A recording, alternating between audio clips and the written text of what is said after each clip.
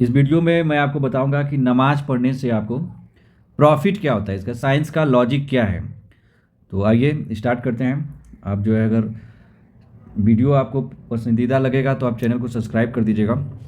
देखिए, क्या आप जानते हैं कि नमाज केवल इबादत ही नहीं बल्कि शरीर, दिमाग और मानसिक स्वास्थ्य के लिए भी बहुत लाभदायक है।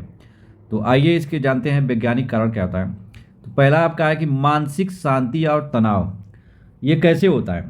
नमाज के दौरान जब इंसान अल्लाह पर ध्यान केंद्रित करता है तो दिमाग में स्ट्रेस हार्मोन कार्टिसोल कम होता है। यह दिमाग में स्ट्रेस हार्मोन जो है हमारे माइंड को जो है रिलैक्स पहुंचाता है और मेडिटेशन का जो है यह काम करता है, जिससे चिंता, डिप्रेशन और घबराहट जो है कम होती है। तो एक तरीके से आपकी बढ़ती उम्र में जो हार्ट बीट होता है हमारा, आदमी जो एग्जाइटिंग में रहता है, हमेशा तनाव में रहता है, तो उसको ये रिलैक्स पहुंचाता है। और ये काम पर डे का होता है। तो डेली जो है आपके जो अंदर बीमारी कोई पल रही है उसको वो डिक्रीज करता है, उसको रेट को कम करता है।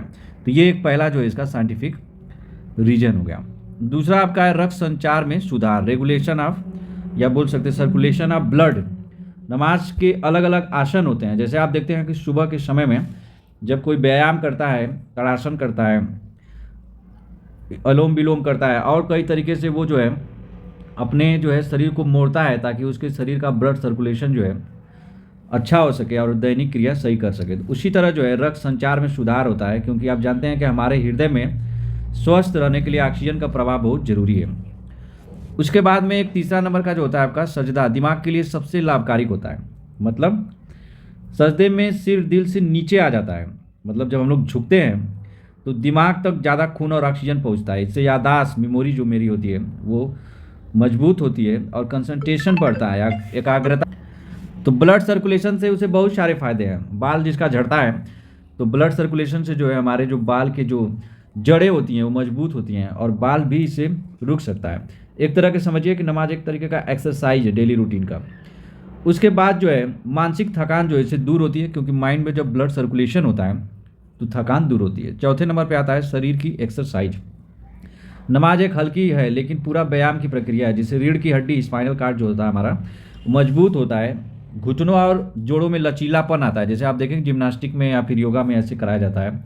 और मांसपेशियां जो है सक्रिय रहती है, एक्टिव रहती है, जिससे हमारा जो है बॉडी जो है मजबूत बनता है। उसके बाद आपका आता है अनुशासन और समय प्रबंधन। दिन में 5 बार अगर आप नमाज पढ़ते हैं तो आपका जो डेली रूटीन होता है वो एक बोल सकते हैं डिसिप्लिन में चेंज हो जाता है। क्योंकि जैसे आप पढ़ाई करते हैं, क्लासेस करते हैं, 45 मिनट का एक पीरियड होता है, उसके बाद ये सब्जेक्ट पढ़ते हैं, वो सब्जेक्ट पढ़ते हैं, तो मल्टीपल सब्जेक्ट दिन भर में आप पढ़ सकते हैं। बट वही छुट्टी रहती है तो घर पे आप नहीं पढ़ पाते हैं।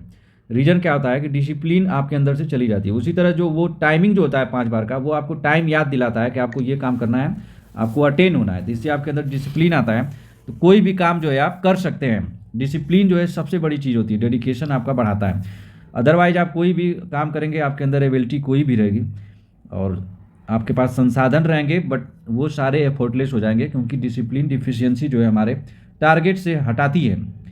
तो ये थे हमारे पास 5 इसके फ़ायदे। तो आपको वीडियो कैसा लगा आप कमेंट्स बॉक्स में मुझे बताइएगा। चैनल को सब्सक्राइब कर दीजिएगा, क्योंकि अभी ये नया चैनल है। हम इस चैनल के माध्यम से लोगों को ये बताना चाहते हैं कि जो हमारा इस्लाम रिलीजन है उसमें जो एक्टिविटीज़ होती है वो विज्ञान से कैसे संबंधित है, ताकि लोग जो है इसकी अच्छाइयों को जानें और उसको स्प्रेड करें लोगों तक।